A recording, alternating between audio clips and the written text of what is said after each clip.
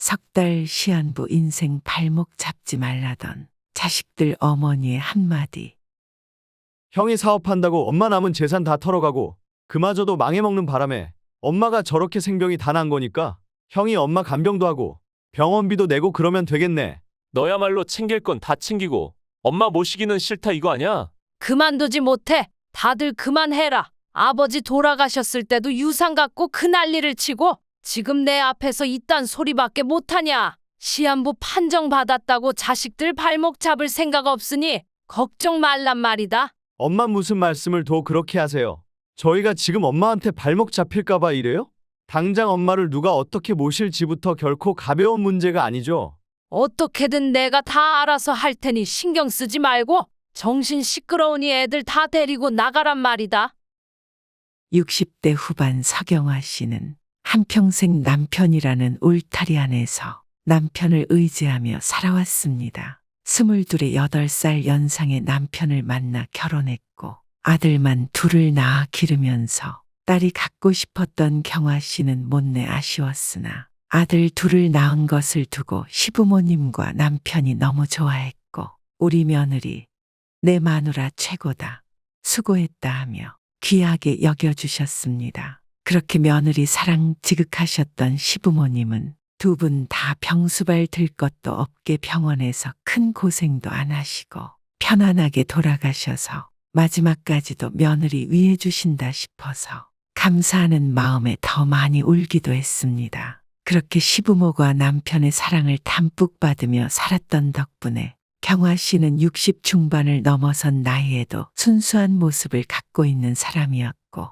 그런 경화 씨를 남편은 여전히 귀여워했습니다. 그랬던 남편이 갑작스런 사고로 세상을 떠나는 일이 생겼을 때 경화 씨는 경화 씨 삶도 그렇게 끝나는 것 같았습니다. 그만큼 남편은 경화 씨에게 크고 중요한 사람이었던 겁니다. 경화 씨에게만 그랬던 게 아니라 두 아들들과 며느리들, 손주들에게까지도 경화 씨 남편은 집안의 가장 큰 어른으로 때로는 엄하게 때로는 다정하게 집안을 하나로 모을 수 있는 유일한 사람이었습니다. 그런 남편을 잃었다는 절망도 아직 추스르지 못하고 있는 경화 씨에게 두 아들은 위안이 되지 못했습니다. 경화 씨보다 8살 위라고는 하지만 정정했던 남편이었기에 유산 정리에 대한 부분을 미리 챙겨놓지 못했고 그러니 남편 유산 정리 문제로 아들들 사이에 분란이 생긴 겁니다.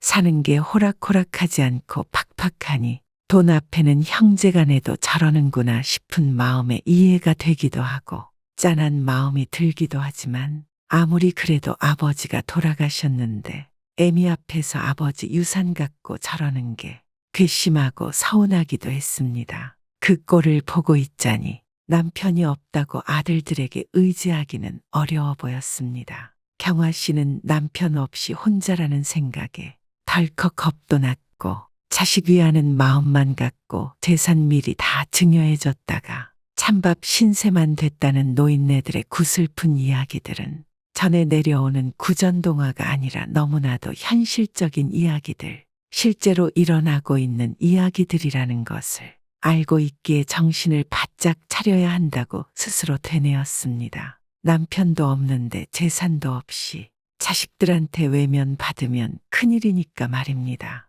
그리고 엄연히 법적인 상속분이라는 게 있으니 그에 맞춰 원칙대로 경화 씨가 반을, 아들들이 각각 25%씩 상속받는 것으로 정리를 했습니다. 남편이 미리 정리를 해두었다고 하더라도 크게 달라지지 않았을 거라고 경화 씨는 생각했습니다. 남편은 그런 사람이었으니까 말입니다. 법에서 정해놓은 것에 준하게 남편도 그렇게 정리를 해뒀을 것 같았고 그래서 남편의 유산을 그렇게 정리한 것이 경화 씨도 마음이 편했습니다. 큰 놈 작은 놈 할 것 없이 공평하게 나눠졌으니 아들들도 더는 할 말이 없을 것이고 경화 씨 몫으로 받은 것이야 어차피 자식들에게 다시 상속된 재산이라고 생각했으니 모든 것이 다 잘 되었다 싶었습니다. 그런데 큰아들은 자기가 받은 아버지 유산도 사업에 쏟아붓더니 그래도 일이 잘 안 풀리는지 내내 얼굴이 안 좋았습니다.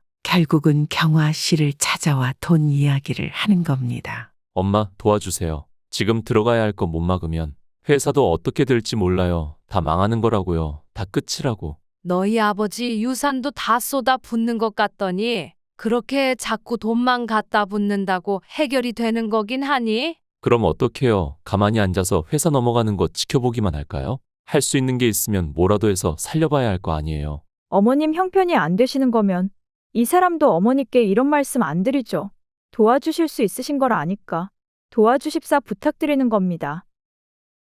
경화 씨는 저놈이 지일이 잘 안 되니 지 아버지 유산 가지고도 지 동생한테 그렇게 악착같이 굴었구나 싶은 마음이 들었습니다. 키울 때부터 경화 씨는 늘 큰아들이 둘째 아들보다 짠하고 마음이 쓰였습니다. 둘째 아들은 영악한 구석이 있어서 어릴 때부터도 지 속을 잘 챙기는 아이였는데 천성적으로 그렇게 타고난 아이 같았죠. 반면 큰아들은 그렇지가 않았기 때문에 그 자식이 경화 씨를 더 닮은 것 같기도 하고 저러다 늘 손해보며 살지 싶은 생각에 여러모로 마음이 더 쓰였던 것 같습니다. 그런 아들이 경화 씨 앞에 무릎 꿇고 앉자 사업 망해 죽게 생겼으니 돈을 빌려달라고 하고 있는 겁니다. 그걸 어떻게 모른 척 할 수가 있단 말입니까? 그래서 경화 씨는 사는 집 제외한 다른 재산들을 정리해서 큰아들에게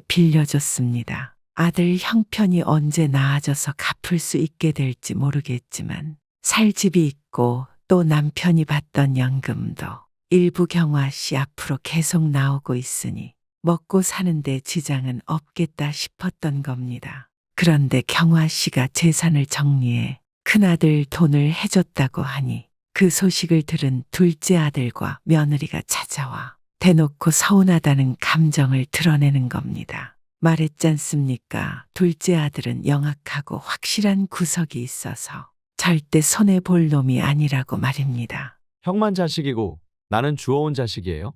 엄마, 형은 사업 시작할 때도 아버지가 얼마나 많이 도와주셨는데 이럴 거면 나도 사업할 걸 그랬네요. 그게 무슨 소리야? 넌 회사 잘 다니고 있는데 뭘 그래? 형 저렇게 어려워하는 거 봐라. 사업 그거 할 게 못 된다. 내 형도 저거 저렇게 신경 쓰느라 병날까 걱정이야. 어머님도 참 그런 거야 아주버님이 해도 아니고 알아서 하시겠죠. 형 사업 잘 나갈 때도 있었잖아요. 근데 그렇다고 그때 엄마 아버지나 다른 식구들한테 그렇게 잘한 것도 없는데 힘들다고 하니까 나서서 도와주시는 건 아니죠. 그럼 어떻게 해야 한단 말이야? 일이 안 돼서 다 죽게 생겼다는데 모른 척을 하란 말이야? 그런 건 아니지만 그렇게 있는 거 없는 거 탈탈 털어서 다 주시면 어떡해요. 그래요. 어머님, 그러니 이 사람이 아주버님만 자식이고 자기는 주워온 자식이냐 소리까지 하는 거예요. 솔직히 저희는 너무 서운해요, 어머니. 형이 지금은 힘드니까 남의 돈 받아먹는 월급쟁이가 세상에서 제일 좋은 거라고 그러지만 모르는 소리죠. 월급 그거 모일 틈도 없어요. 요즘 다들 살기 힘든 거 마찬가지인데 왜 형만 도와주시냐고요. 나도 힘들어요. 아주버님이 다 죽게 생겼다고 하셨다지만 요즘 안 그런 사람 찾는 게 더 힘들 거예요. 저희도 땅 팔아 장사하는 것도 아니고 저희 같은 월급쟁이들이 더 힘들어요. 그러니 어쩌겠습니까? 경화 씨는 둘째 아들에게 뭐라고 내놔야 할 판이었습니다. 다 정리하고 지금 내가 사는 집 하나 남았으니 이 집은 둘째 너희들한테 상속하마. 그럼 되겠니? 네, 어머니 약속하시는 거예요. 그런데요, 어머니. 사실 상속이라는 게 받아야 받는 거고 언제 받을지도 모르는데 그럼 당장 저희 애들이라도 좀 봐주세요. 그래요. 엄마 그럼 되겠네. 사람 쓰는 돈도 만만하지 않아요. 따지고 보면 그런 것들도 다 고정 지출인데 우리 형편이 요즘 고정 지출 나가는 게 힘에 부칠 정도로 그렇게 어려워요. 그 돈이라도 아끼게 좀 도와주세요. 그렇게 경화 씨는 둘째 아들네를 오가며 손주들을 봐주기 시작했습니다. 둘째 아들 애들이 아주 어렸을 때도 경화 씨가 잠깐 손주들을 봐줬던 적이 있었습니다. 며느리 친정에서 봐주고 있었는데 사정이 생겼다고 해서 몇 달 정도 경화 씨가 맡았던 거였습니다. 사실 그때 경화 씨는 다시는 자식들 이런 부탁을 들어주지 말아야겠다는 생각을 했었습니다. 특별히 무슨 큰일이 있었던 것은 아닙니다. 그렇지만 어린 자식 맡겨놓은 아들 며느리와 젊지 않은 나이에 손주들 돌보는 경화 씨 사이에는 좁혀질 수 없는 입장 차이가 있었고 그것이 끊임없이 충돌하면서 적잖은 스트레스가 되는 것을 충분히 경험했기 때문입니다. 잠깐이었으니 얼마나 다행인지 모른다고 생각했었습니다. 그런데 다시는 하지 않겠다고 생각했던 그걸 하게 된 겁니다. 물론 그때랑은 상황이 많이 달라지긴 했습니다. 우선 애들이 그리 어리지도 않아 손이 많이 가는 게 아니라는 겁니다. 그러니 아무래도 경화 씨가 체력적으로는 전만큼 힘들지 않을 것 같긴 했습니다. 그렇지만 그 사이 경화 씨도 나이가 한참 더 들었으니 그건 부딪혀보기 전에 낙관하기는 어려운 일인 겁니다. 그리고 하루 종일 애들을 돌봐야 하는 게 아니라 애들 학교 마치고 오면 간식 챙겨 먹이고 학원차 태워보내고 그런 것들 챙겨주는 것 정도로 하루에 길어야 서너 시간 정도면 충분하다고 하더니 둘째 며느리는 점점 손주들 보는 것 외에도 다른 집안일들을 하나씩 슬며시 추가해서 부탁하기 시작하는 겁니다. 어머니 집에 가신 김에 세탁기 좀 돌려주세요. 어머님 집에 가신 김에 저녁에 먹일 국만 하나 끓여주세요. 그런 식으로 은근슬쩍 집안일들까지 부탁하면서 경화 씨가 둘째 아들 며느리 집에서 일을 봐주며 머무는 시간이 점점 늘어났습니다. 남편이랑 둘이 살며 삼시세끼 새밥 지어 집밥 해먹던 때보다 훨씬 더 집안일을 더 많이 하게 되었으니 경화 씨도 힘에 부친다고 느낌이 들었습니다. 그래도 애들이 언제까지나 손을 필요로 하는 애들로 머무는 것도 아니고 봐줄 수 있는 시간도 정해져 있는 것이니 경화 씨에게 이나마 힘이 있을 때 해줄 수 있는 만큼은 다 해주자 싶은 마음으로 해줬던 겁니다. 좋은 마음으로 시작한 일이었던 겁니다. 그런 생각으로 힘든 것도 어지간한 것은 참아 넘기려고 했습니다. 그런데 남편 유산 정리한 돈까지 빌려간 큰아들놈 사업이 결국은 제대로 안 풀렸다고 하는 겁니다. 쉽게 말해서 다 망해먹고 말아먹은 거였죠.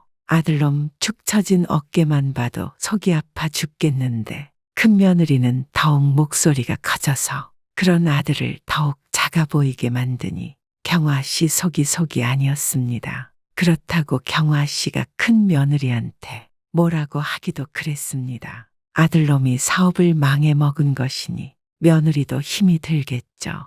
경화 씨보다 더 속이 아픈 건 며느리일지도 모르겠다고 생각하니 며느리가 아들한테 뭐라고 해도 경화 씨가 그 며느리한테 뭐라고 할 수도 없는 겁니다. 경화 씨는 대체 몇 사람을 걱정하며 그 사람들 각 사람 마다마다의 사정을 헤아리고 이해하려고 하는 것인지 모르겠습니다. 그렇게 생각하다 보면 경화 씨가 못 하나 제대로 요구할 수 있는 사람이 아무도 없는 겁니다. 남편에게 받은 유산에 사는 집까지 내어놓겠다고 했는데도 경화 씨가 큰 소리 칠 수 있는 곳이 없었습니다. 어디서도 마음이 편하지 않았던 겁니다. 경화 씨가 부모 없는 고아로 남의 집 더부살이를 하는 사춘기 소녀도 아니고 자식들 다 키워놓고 별 걱정 없이 살 나이에 경화 씨는 이리 치이고 저리 치이는 동네북이 된 것만 같았습니다. 생각할수록 서글픈 일이었습니다. 둘째 아들네 애들 봐주고 살림 봐주는 것도 힘에 부치는데 큰아들 며느리 때문에 스트레스까지 겹쳐서 그러는지 간헐적으로 통증이 발생하는데 어디가 아프다고 해야 하는 건지 명확하지도 않고 그냥 속이 아픈 느낌이었습니다. 경화 씨는 이런저런 일들로 속이 상하고 스트레스가 심해서 그런 거라고 짐작했던 겁니다. 화병이라고 하는 게 이런 것인가 보다 생각하기도 했던 것 같습니다. 한 번은 퇴근하는 둘째한테 약을 좀 사다 달라고 부탁한 적이 있었습니다. 시작된 통증이 쉽게 가라앉지 않고 계속 이어져서 약이라도 먹어야겠다 싶었던 겁니다. 둘째야, 내가 자꾸 이렇게 한 번씩 속이 아프고 그러네. 퇴근하고 오는 길에 약 좀 사다 줄 수 있겠니? 아, 엄마, 나 이미 주차장인데 어디가 많이 아파요? 아니다, 됐다.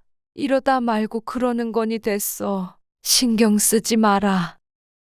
둘째 아들이 그렇게 대놓고 귀찮은 기색을 보이니 경화 씨는 됐다 하고 말았던 겁니다. 너무 서운했습니다. 경화 씨가 둘째 아들의 손주들을 봐주면서 아들, 며느리를 얼마나 살뜰하게 챙겼는데 그런 경화 씨 마음은 둘째 아들 눈에 보이지도 않는 모양입니다. 몸도 힘들고 마음도 편편찮은 중에서도 경화 씨가 얼마나 애를 쓰고 있는지 아들은 몰랐고 관심도 없는 것 같은 겁니다. 결국 아들은 아무것도 사오지 않았고 경화 씨에게 어디가 아픈 거냐, 괜찮으시냐 안부 한번 묻지 않았습니다. 아들에게 경화 씨는 그냥 당연한 사람, 아프지도 않고 슬프지도 않고 그냥 항상 말없이 베풀기만 하고 같은 자리에 있어주는 사람이라고 생각하는 것 같았습니다. 그런 것들이 경화 씨는 더욱 외롭고 아프게 하는 거라는 걸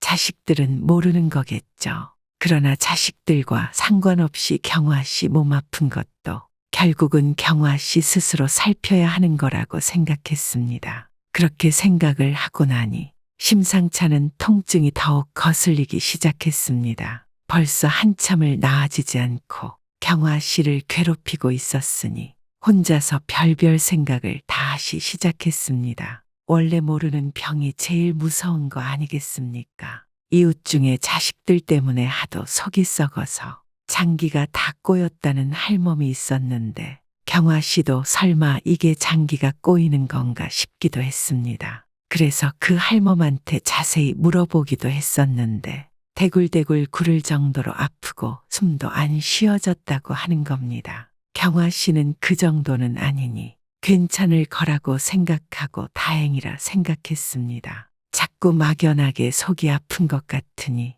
위암이 이런 건가 싶기도 해서 또 위암을 알았던 친구에게 꼬치꼬치 물어보기도 하고 인터넷에 검색을 해보기도 했습니다. 아무리 찾아봐도 경화 씨 증상과는 다른 것 같았습니다. 그러니 위암 같은 나쁜 병도 아니구나 싶어 그저 다행이라고만 생각했습니다. 그런 식으로 혼자서 추측하고 진단하고 경화 씨는 그 간헐적 통증 때문에 잘 알지도 못하는 병을 몇 개나 떠올렸는지 모릅니다. 그런데도 다 아닌 것만 같았으니 정말 별일이 아니라고 생각했던 겁니다. 하루는 또 둘째 아들에서 손주들 간식을 챙겨주고 있다가 비슷한 통증이 느껴진 겁니다. 그 통증이 시작되면 언제 끝날지 모르니 한동안은 정말 꼼짝도 못하게 힘들었습니다. 그런데 그날은 유난히 통증이 심했던 것 같았습니다. 그래도 늘 간헐적으로 아프고 말았기 때문에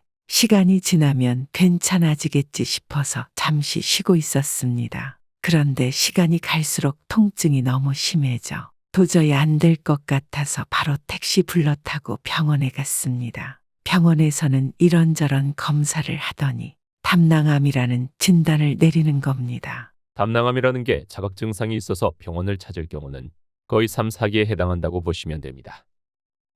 네, 그럼 저처럼 아파서 오는 경우는 대개 3에서 4기라는 말씀을 하시는 거예요? 유감스럽게도 그렇습니다.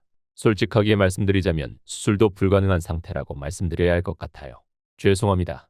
죄송하다고 하시면 어떡해요? 수술이 안 되면, 수술을 못 받으면 항암이나 방사선 치료 같은 것도 있잖아요. 선생님, 수술 없이 그런 치료만으로는 유의미한 효과가 있다고 할 수가 없어요. 그런 저는 무슨 치료를 할 수 있다는 말씀이세요? 이 단계에서는 사실 통증을 완화시키는 치료에는 달리 할 수 있는 게 없습니다. 그럼 저는 이제 죽을 날만 기다리고 살아야 하는 거예요? 저는 얼마나 살 수 있나요? 5년 생존율이 5%가 안 된다고 보고 있고 평균 생존 기간은 3개월에서 6개월 정도라고 할 수 있지만 이건 어디까지나 평균적인 구치입니다. 이미 황달까지 진행이 되셨는데 어떻게 이렇게 전혀 모르셨어요?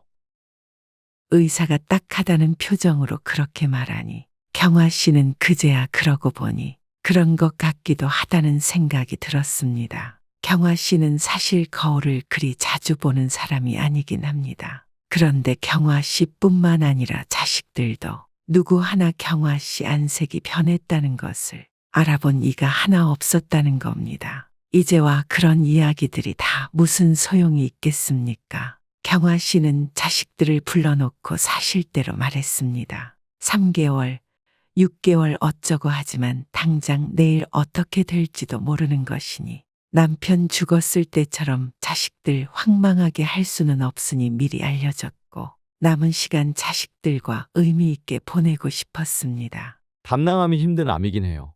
그래도 그렇게 아무 방법이 없대요? 당장 입원 같은 것도 안 해도 되는 거예요?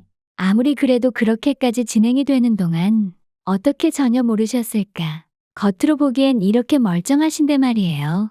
그러니까 말이야. 치료할 수 있는 게 없으면 그냥 지금처럼 지낼 수 있는 동안은 그렇게 지내래요. 엄마가 저희 집에 못 오시게 되는 우리는 또 당장 사람을 구해야 해서. 넌 지금 이 상황에서 니들 집 일 맡길 사람 구할 걱정을 하는 거야? 엄마가 너희 집 일 봐주시는 분이니? 형은 무슨 말을 그렇게 합니까? 형이야말로 엄마 이렇게 대신 책임 느껴야 하는 거 아니냐고. 너 지금 그게 무슨 말이야?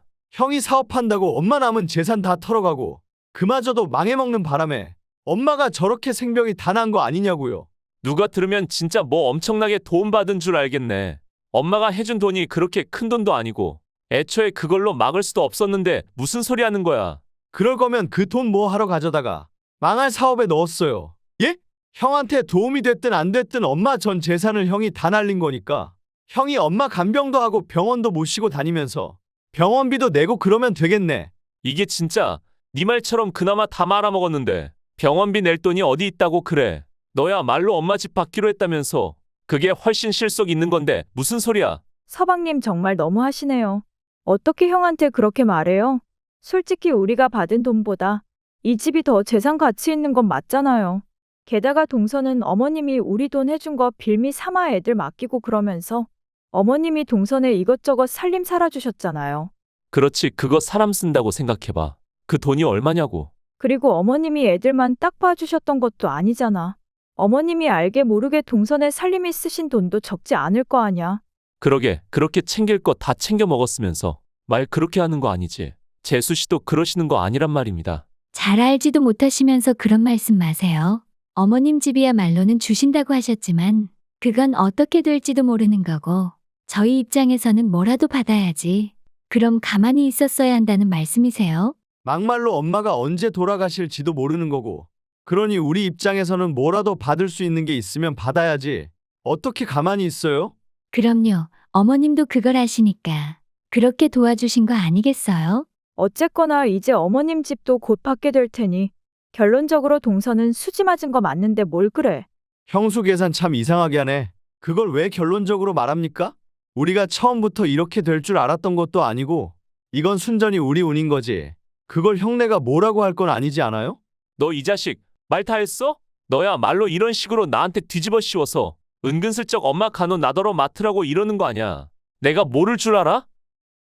경화 씨는 지금 경화 씨 앞에서 벌어지고 있는 형제간의 전쟁 같은 그 싸움을 보면서 덧없음, 무상함, 허무함과 더불어 환멸을 느꼈습니다. 그만두지 못해. 다들 그만해라. 아버지 돌아가셨을 때도 유산 갖고 그 난리를 치고 지금 내 앞에서는 이딴 소리밖에 못하냐? 시한부 판정 받았다고? 자식들 발목 잡을 생각 없으니 걱정 말란 말이다. 엄마 무슨 말씀을 그렇게 하세요?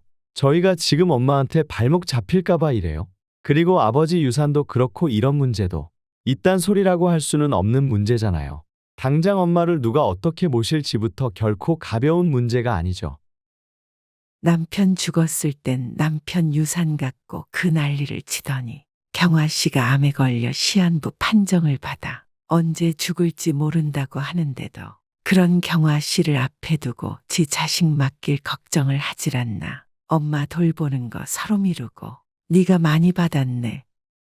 내가 적게 받았네 하면서 언성 높이는 꼴을 보니 경화 씨는 더 이상 자식들 그 꼴을 보고 싶지가 않았습니다. 이런 꼴을 보려고 경화 씨가 그동안 그렇게 희생하며 자식들 편한 대로 맞춰줬던 건 아니었습니다. 경화 씨만 참으면 아들들이 괜찮아질 거라 생각했기 때문에 참고 해줬던 것들인데 자식들은 그런 경화 씨 마음을 모르고 그러니 고마워하지도 않는 거라는 생각이 들었습니다. 경화 씨가 얼마 못 산다고 하는데도 지들 둘 서로 물고 뜯고 싸우느라 정신없는 아들놈들 말을 막으며 말했습니다. 모시긴 누가 누구를 모셔? 나 아직 보살핌 받고 그래야 하는 것도 아니고 어차피 할 수 있는 치료도 없다고 하니 병원 데려갈 것도 없어. 아무리 그래도 엄마 혼자서 뭘 어쩌시려고요. 어떻게든 내가 다 알아서 할 테니 신경 쓰지 말고 정신 시끄러우니 애들 다 데리고 나가란 말이다.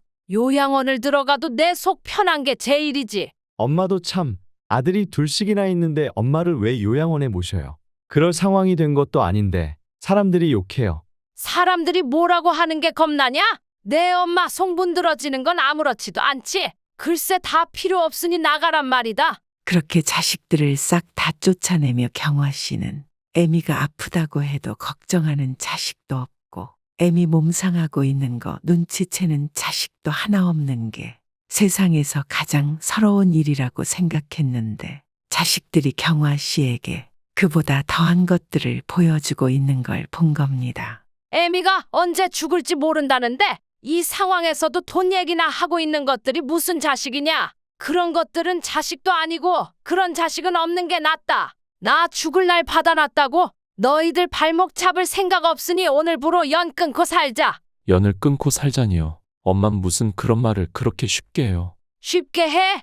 내가 쉽게 하는 말처럼 보이니?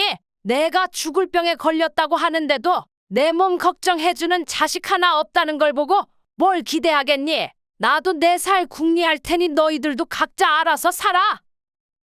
그리고 경화 씨는 그날 바로 살던 집을 정리해서 요양원으로 들어갈 결심을 했습니다. 요양원도 잘 골라서 들어가기만 하면 자식들 옆에서 이런 꼴 당하는 것보다야 훨씬 나을 거라고 생각했습니다. 사촌 언니가 들어가 있는 요양원이 시설이 괜찮다고 들었던 것 같아서 사촌 언니한테 전화해서 물어보기도 하고 이리저리 친구들한테도 물어보고 몇 군데 꼽아놓고 비교해서 결정하려고 합니다. 경화 씨는 자기가 그렇게 죽고 나면 그 재산들 결국 자식들에게 넘어갈 테니 억울한 기분이 들었습니다. 그런 자식놈들에게는 한 푼도 남겨주기 싫다는 생각에 요양원도 시설 좋은 곳으로 고르고 들어가기 전에 가진 돈 펑펑 쓰기로 작정을 했습니다. 그런데 그것도 평소에 하던 사람이 해야 하는 것인가 봅니다. 경화 씨는 펑펑 돈을 써본 적이 없어서 그러는지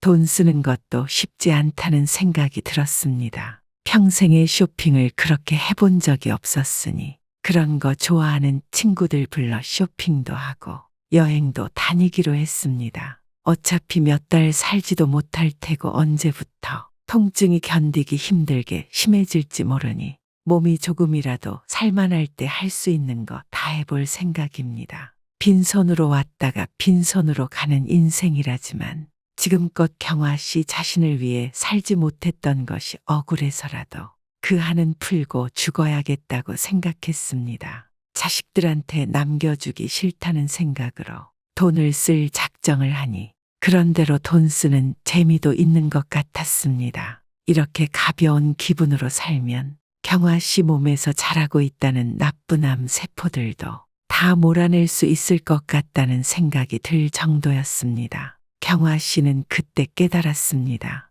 이렇게 마음 편하게 지낼 수도 있구나 하는 걸 말입니다. 왜 진작 이렇게 살지 못했다 싶었습니다. 한번 해보니 그렇게 어려운 일도 아니었던 겁니다. 그냥 경화 씨 스스로를 조금 더 먼저 생각하면 되는 거였습니다. 다 제각각인 자식들 마음 하나하나 다 헤아리려 하지 말고 조금은 이기적으로 자신을 위했더라면 이런 병에도 걸리지 않았을까. 경화 씨는 그런 생각도 부쩍 많이 하고 있습니다. 이미 나쁜 병에 걸려 손 쓸 방법이 없다곤 하지만 지금이라고 늦었다고 생각하지 않기로 했습니다.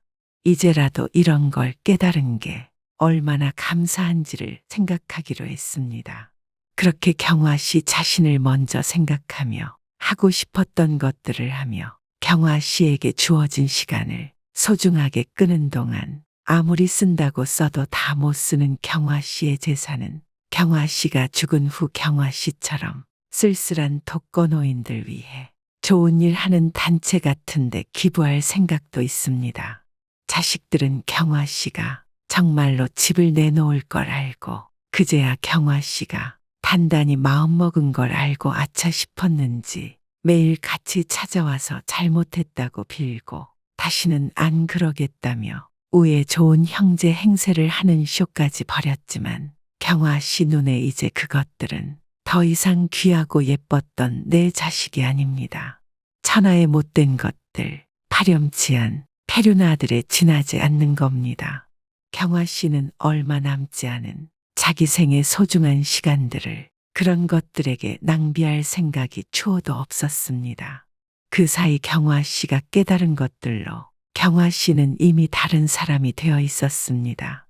이제는 자식들이 뭐라고 해도 그런 자식을 사정 굽어 살펴가며 마음을 쓸 생각이 없습니다.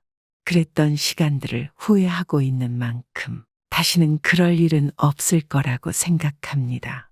통증이 더 심해지지는 않았지만 언제 급격히 몸이 나빠지고 힘들어질지 모른다고 합니다.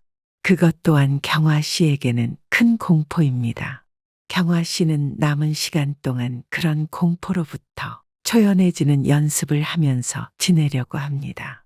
그런 공포도 다 마음을 비우지 못해 생기는 것일 수 있겠다 싶었던 겁니다.